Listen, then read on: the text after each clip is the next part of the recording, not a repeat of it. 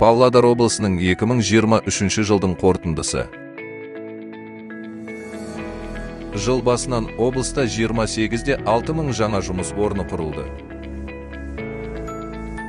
Ұлттық жобаларды іске асыру шеңберінде 195 жоба іске асырылып, 1213 жұмыс орны құрылды. Жаңа бизнес идеяларды іске асыру үшін жастарға жылдық 2,5% шағын несие беру аясында 168 адам өз ісін ашты.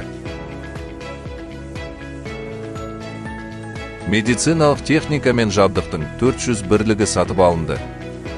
20 денсаулық сақтау объектісінде күрделі жөндеу жүргізілді. Санитарлық көліктің 37 бірлігі жаңартылды. Павлодар облысының ауылдарында 3 мектеп салынды.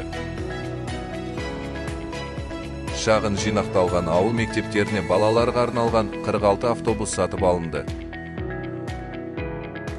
Облыстағы егістік жерлердің ауданы 1,6 миллион гектарды құрады. Ауыл аманаты бағдарламасы бойынша 200 шағын несие беріліп, 350 жаңа жұмыс орны құрылды. Павлодар облысында 120 жаңа автобус іске қосылды.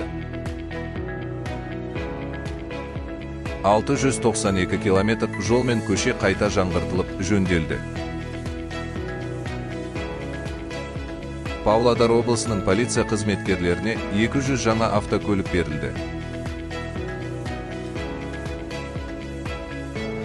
Ауылдық денсаулық сақтауды жаңғырту аясында 15 000 адамды қамтитын 30 медициналық объекті салынуда.